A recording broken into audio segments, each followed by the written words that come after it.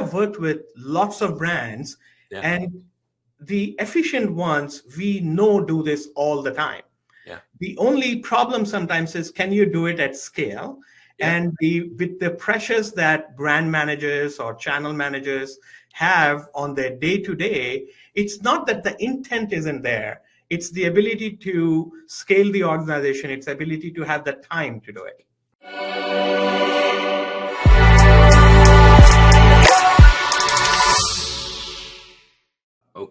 Okay. It's ready for that time.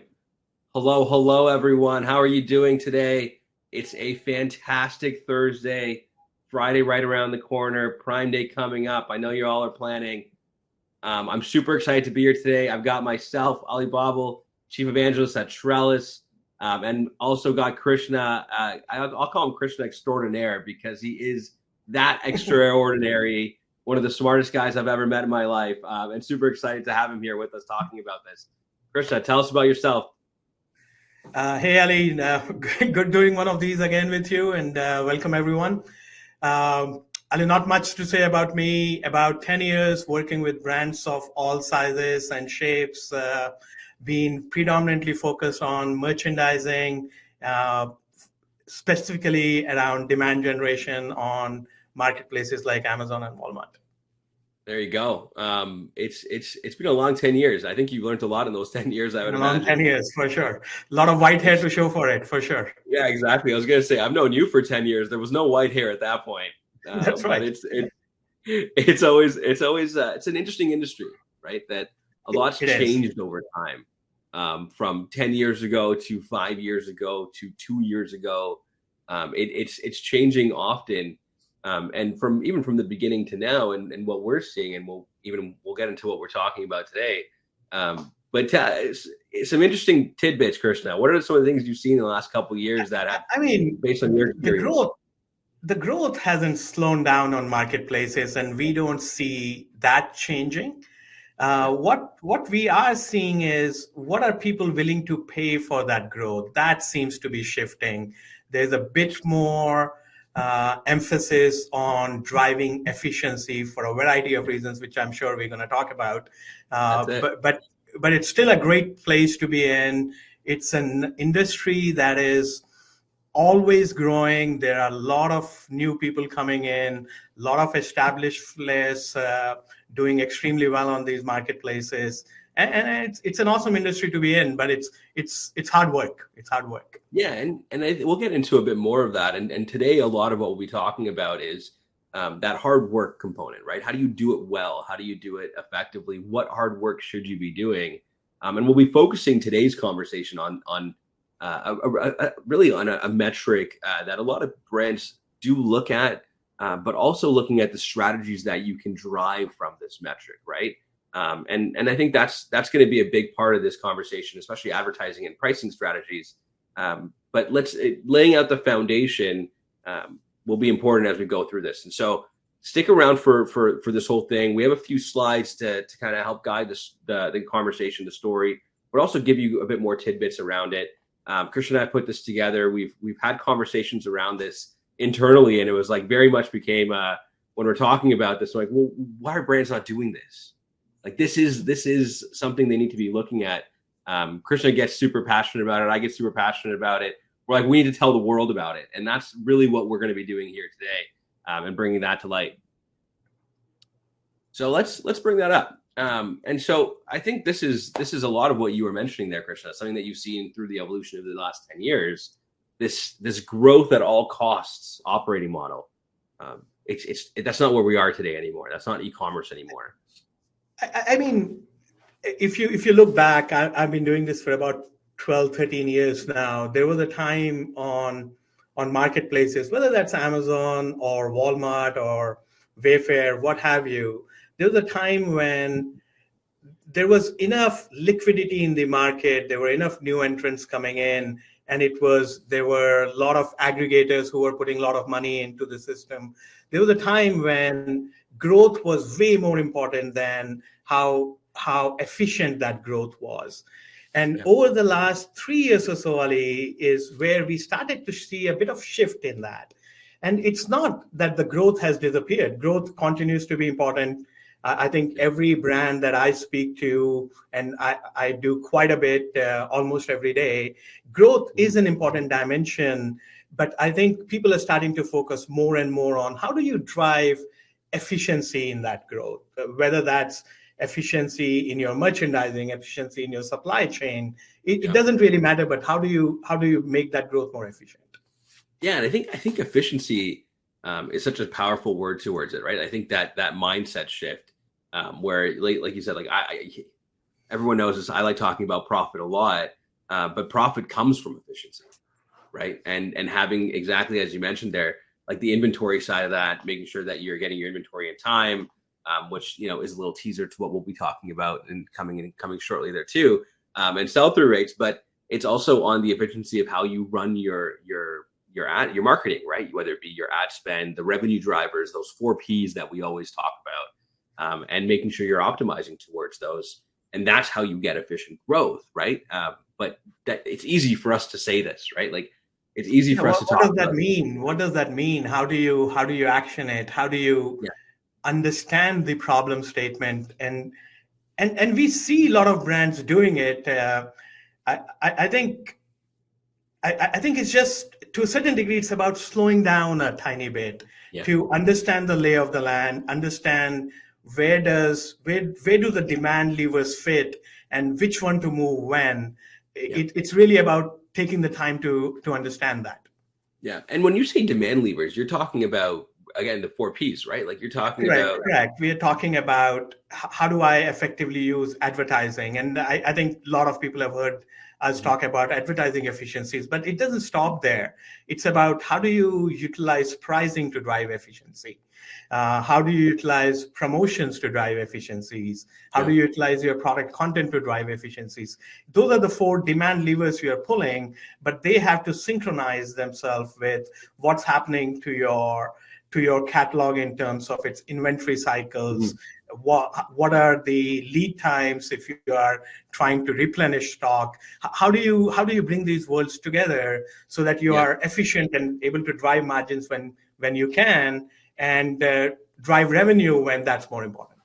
I think that's an interesting point, right? It's you're balancing both sides, right? It's you're You're balancing balancing both sides. the supply and the demand, and really that's where our conversation went, and the conversation went out today as well. Is that sell through rate is that vehicle, right? It actually is the number that looks at both halves of that equation, and both halves of this balancing act that we're doing all the time. And what I think you and I have both seen this. There's some brands like the mature brands, the established ones, the ones that have been around for a while. They look at this themselves, like they have been thinking about this. And you have kind of So, like so your early level ones that aren't thinking about it yet.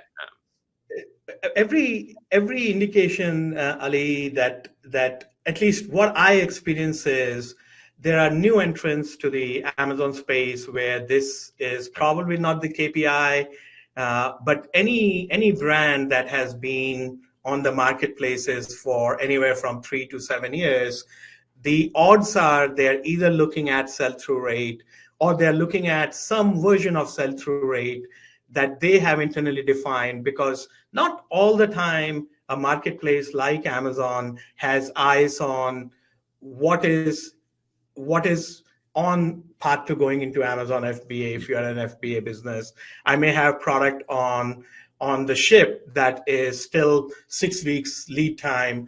Not Amazon doesn't have eyes on all your lead times, and as a result, we find that established brands tend to have a KPI which is very similar to sell-through rate, but that they have defined based on their explicit insights into their own lead times. Interesting. So let's look at what sell through rate is and how Amazon looks at it first, and let's talk a bit more about that because exactly what you're saying. There's the way that Amazon looks at it, but then there's the way that you as a brand need to look at it too, and evaluate it as well. And so when we go through it, like you know this, and then hopefully a lot of other people know this as well. And if you don't, Amazon will tell you your sell through rate. It does calculate it this way. It's the total units sold over 90 days, right? So it's the demand there, and then average inventory level over 90 days, which is really your supply, right? And it's creating this relationship And it really is a relationship between the units sold and the inventory level that you had historically. And so your sell-through rate is a really good indicator of this balancing act. Are you doing it well? Are you doing it poorly? Are you doing it too well sometimes? Fairly, too well sometimes, right? And I think that's the mentality, right? It's the I know we talk about this with dynamic pricing all the time, where it's like it's the Bernstein Bears, right? Too little, too much, just right. Like it's that too hot, too cold, just right kind of thing. And with when Amazon looks at it, they kind of give you this poor, excellent, fair, right? And you want to play in this green area. At this point, all of us know green is good, and we're always trying to get back to green. And I think we know that as brand owners too, right? Where it's like the amount of inventory I have should be just enough, right? Because if I'm in this just enough, I'm not paying surcharge, low inventory fees on one side, or I'm not paying other Amazon fees on the other side.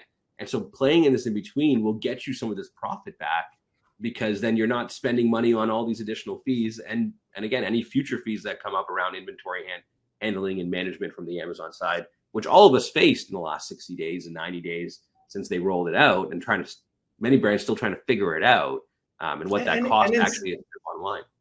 And in some ways, Ali, if you zoom out and ask yourself, what does that number even mean? Whether it's the number is 3, 4, 1, what have you? Yeah. At the end of the day, if you zoom out, it's really simple. What it's giving you is an indicator of, are you having to replenish every month? Are you having to replenish every 3 months? Are you replenishing every 2 weeks? Because if you even think about the new fees that Amazon introduced on low inventory side, what they're really saying is, we want to dedicate space in our warehouse where people are able to maintain at least a month of inventory. That's what gets you to that score of probably 1 or what have you. And at 3, you are cycling through your inventory every 3 months. And this KPI has been around in the retail industry for a long time, because it allows you to drive revenue into you, or rotate your revenue every 3 months. That's really what is happening here. And you have to be careful in terms of not having so much stock that you have 6 months of inventory stuck in Amazon warehouses, because they don't like that. And it hurts you because you have cash block there. But if you're doing it too quickly, you may not be able to replenish fast enough. And Amazon doesn't like when you're selling a lot of product and you're suddenly out of stock. So it's how do you balance those worlds together? Yeah, and Amazon's not going to make any money if you don't sell your inventory as well, right? And so it's trying to figure that out. And I think what you mentioned here is some of these, it talked about when this is how Amazon looks at it, but coming to kind of how these established brands, these mature brands, these let's call it larger brands that have been doing it, and how they track it internally for themselves. Like the middle is really this balanced or healthy inventory level, right? Correct, they have to use different adjectives to describe it. I think the biggest difference, Ali, we see is brands have the best view of what is inbound to them. Amazon can only do, if you're an FBA brand, predominantly FBA brand, Amazon only has insights into what's inbound into them. What they don't necessarily have insights into is what it may be on the ship, or how quickly can your manufacturing facility put out product. They don't necessarily have as strong an insight as brands do.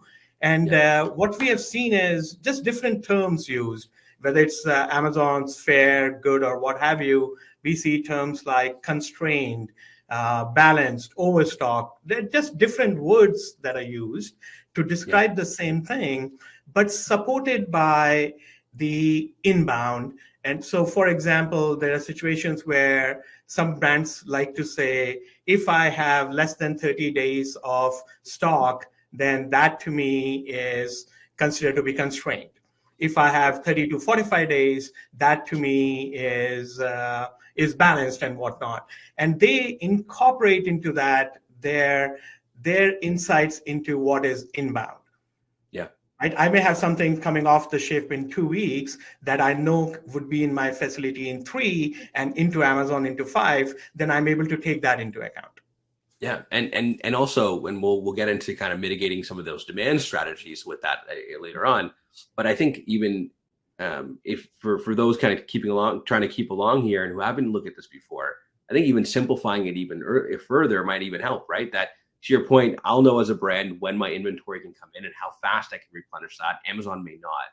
And so I can look at the Amazon amount, Amazon sell-through rate, which you can all find in your own Seller Central under inventory, but also overlaying my own KPIs and my own knowledge around how fast I can get my inventory in to keep this balance as well, right? And so at the very least, starting to look at what your sell-through rate is from your own lens and understanding what's healthy for you, right? For you as brand owners is going to become really important, because when you start thinking about it, like this is what this really means, right? Like the sell-through rate and these numbers, whether between 1, 2, 3 being excellent and poor and fair on the other side, is really just telling you how much supply you have, right?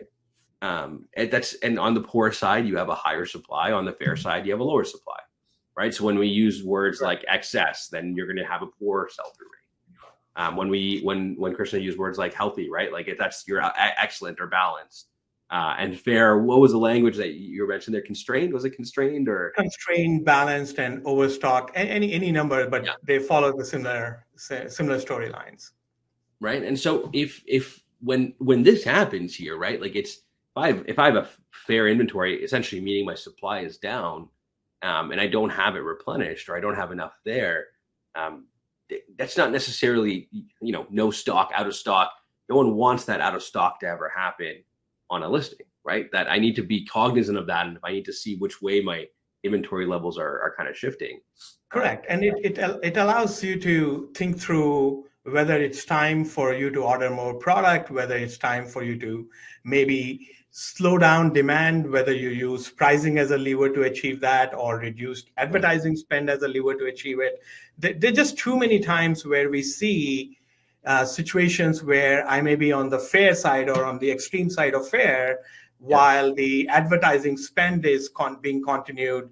Pricing is not being used as a lever to achieve to drive higher margins during those phases. We just see too many times when those things are not done, which kind of leads to. Go ahead, Ali. Yeah, go ahead.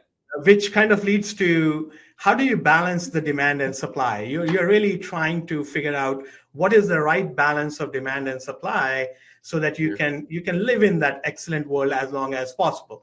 And really, what we see is it's not that established brands who have this. First and foremost, this is a very good problem to have. I'd rather have the problem of I'm selling too much than in some ways selling too little. But it is an opportunity to drive better efficiencies, and we actually see a lot of brands practicing it. The challenge tends to be, if I have a catalog of, say, 3,000 products, it becomes almost impossible to be able to do it systematically and in a timely manner, and being able to apply the appropriate back pressures on demand if you need to, or lean in to see if you can bring in more supply quicker. So then, Krishna, are you what you're saying then is that it's hard. The larger your catalog size, the harder it is to kind of look at and see your STR and kind of see how your inventory is changing, and then applying that to the strategies. Is that accurate? That's it. It's the number is available, right? Even if we make the assumption that STR as reported by Amazon is sufficient for a business to make a choice, that number is available today. Yeah. Right. That you don't have to re-engineer that number. If we make the assumption that that number is good enough, the question is, when I have that across 3,000 products, what choices am I making? And am I making those choices dynamically enough, fast enough? Am I reducing my advertising spend a tiny bit if I have an STR of 5 where I know I'm going to run into a wall? Or am I maybe running a price strike down if I have too much supply, so that I can start to move some product and find the balance and move them towards into the excellent zone? How can you do that efficiently with 5,000 products? That's the trick.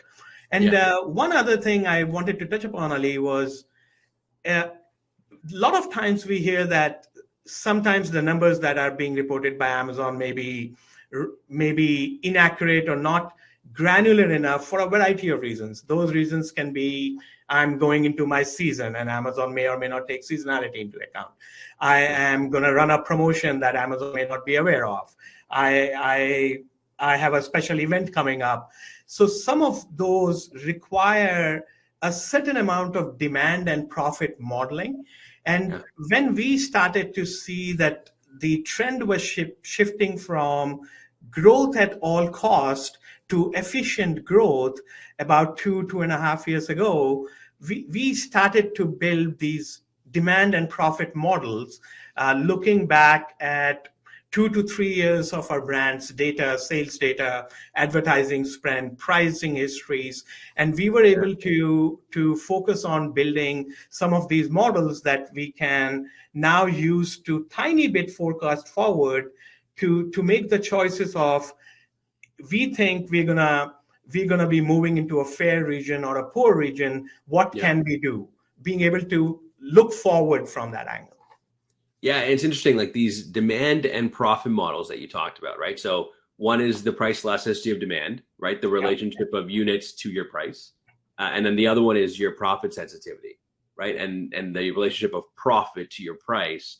I think the secret sauce and all that, these are both economic principles. I think one of the parts that always gets all of us excited is that the intersection of those two, right? That's the nice place to play for forecasting.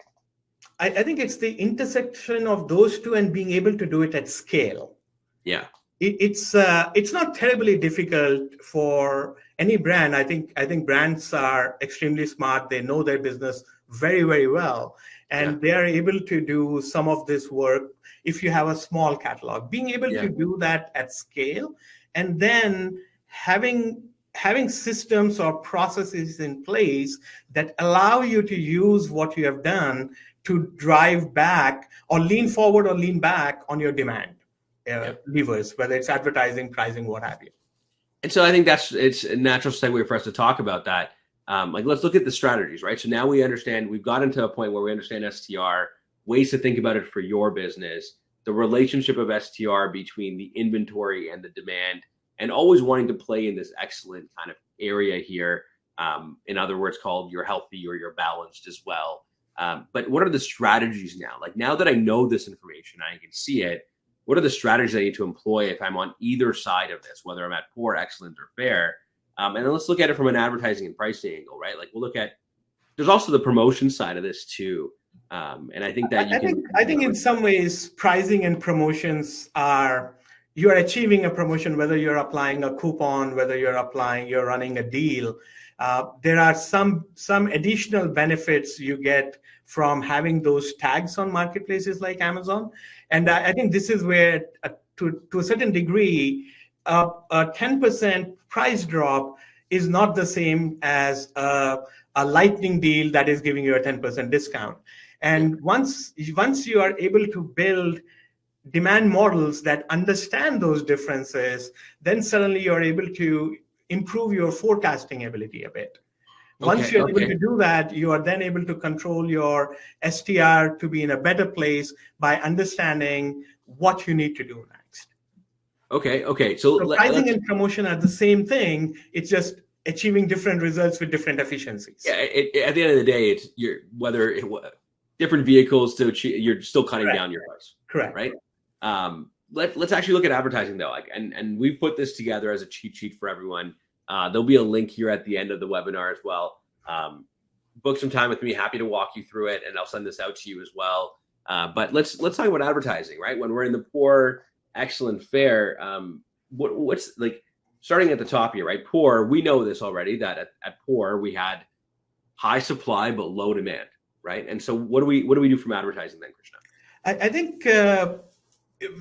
I think maybe even Ali, strictly from an advertising strategy standpoint, our perspective always has been that advertising should be full funnel advertising, right? Yeah. Then there are different times, as you're hinting, if depending on where am I in my product inventory life cycle, I may choose to turn things on and off, right?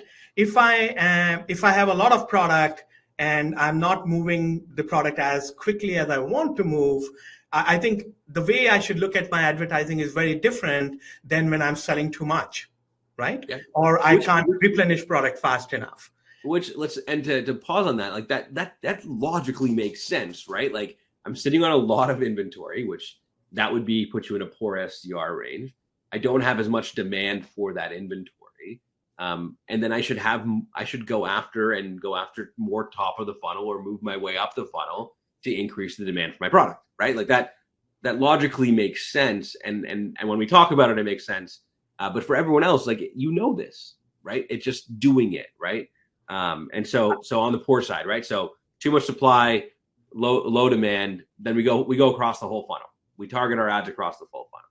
Correct. And really what you're trying to do is try to get in front of as many shoppers as you possibly can, even though initially it may be ineffective from purely an advertising spend or a ROAS standpoint, it may be inefficient, but that's what will allow you to start to move your revenue to allow you to get to a better place in terms of margins, in terms of revenue and whatnot. So then that next piece then, right? So now I've got moving a bit more. My STR is coming into this green zone and we're staying in there. Then what, right? Like we put here, we have like middle and lower funnel targeting. You made reference to turning some things off before. Talk to me a bit more about that here. Correct. I mean, once, and this is where it can get a bit involved as well. Once you're in the excellent or you are balanced state in terms of your product inventory, you're moving things well. The question then becomes, do you really need to go after top of funnel shoppers, right? Shoppers who are not going to be as efficient for you in terms of driving better margins and whatnot. We don't necessarily need to go after that shoppers. There's some other cases, nuances where you may want to, but generally speaking, you can start to slowly turn off the tap of the top of the funnel and start to focus more mid and purchase intent targets is what you can do in the excellent stage. And as you're starting to get into I'm moving product faster than I need to, now you're really, really having to ask yourself the question of, why can I use organic to bring me home, right? While my inbound inventory catches up, can I do that? If the answer to that question is yes, then at least slowing down your ad spend is the right answer. Yeah.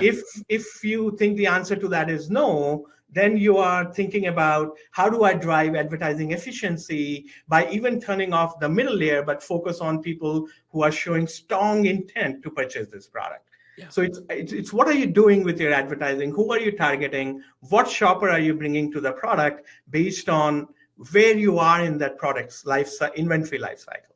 Yeah.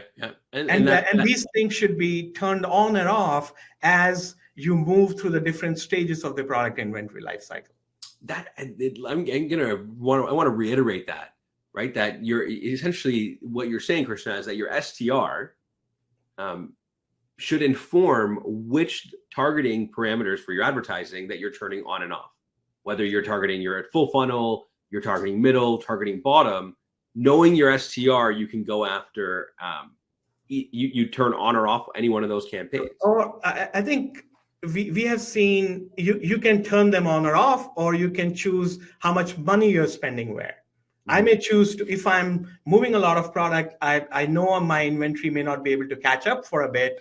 Yeah. At least the budget you're spending on top of funnel should absolutely go down. Yeah. Right. Yeah. It just doesn't make sense at that point to be trying to keep trying to move things faster. And the number of Ali, I have worked with lots of brands, yeah, and the efficient ones we know do this all the time. Yeah. The only problem sometimes is, can you do it at scale? Yeah. And with the pressures that brand managers or channel managers have on their day-to-day, it's not that the intent isn't there. It's the ability to scale the organization. It's the ability to have the time to do it. Yeah. Sometimes it's the consistency that becomes hard. And I think it becomes even harder on pricing, right? It becomes even harder on pricing. Right. And so on the pricing side, this is a little bit easier, right? You have high supply, low demand. You're going to go full funnel targeting, hit the market with a lower price, right? And whether that's through a promotion or that's just through a strike through, that lower price coupons, any of the pricing promotion levers that you can pull. Right. And you're starting to play those things together. And when you think about it and interpret that for yourself and really read that, you start thinking, okay, well, I'm essentially going after as much as I possibly can with an attractive price offer to incite demand, which makes sense, right? Like now I've all of a sudden started inciting demand to get me to that excellent range, to get more people buying my product. And then at that point, I find that balance, right? Like, and this is what we were talking about. It's that intersection of the demand elasticity and the profit sensitivity curves, and that overlay of that middle point is your balanced price, right? And then coming into the fair side where you have limited supply, increase your price, right? Decrease the demand a little bit, lean into your organic sales, and couple that with also targeting that bottom of the funnel. Now I'm going after customers who have high intent, and really want to buy this product with a higher price, which is going to make me more money, but allows me to replenish my inventory and start this cycle again, right? But in an effective manner. Correct. And Ali, it's also a bit important to understand that within the pricing, the lower price or balanced or higher price, that's not one price point. Yeah. Right? It may be that I have a product that has good demand at $10 and my product inventory life cycle is in a balanced state. Doesn't mean there isn't an opportunity to stay in balance at $10.50. Yeah. Right? 2-3 points of additional margin that you can drive while balancing your sell-through rates can drive enough efficiency sometimes to even pay for other things, whether it's your ad spend and what have you. Yeah. Right? Yeah. And I think you nailed it, right? Like this comes back to the same conversation of the time pressures, and trying to do this at scale, you lose sight of that, right? Because then I'm just going to set the price, see what happens, and do it later on. But in whether it be advertising or pricing, and more aptly leveraging dynamic pricing to be able to do that. And this is the shameless plug. Like, this is what we do. This is why we do what we do, is to help you operationalize these strategies, right? You need it. You can't do it without it.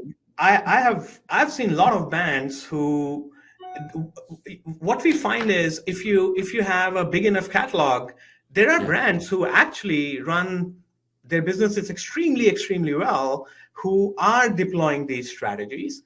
And they are limited to, or they're forced to deploy it only on their top tier product, their tier one product, instead of trying to, and that's simply a function of the constraints and the ability to do it consistently across a large catalog, right? And over the last 2.5, 3 years, as we built out these demand models and whatnot, it really, really allowed us to bring this ability to do this at scale. That's the difference. Yeah.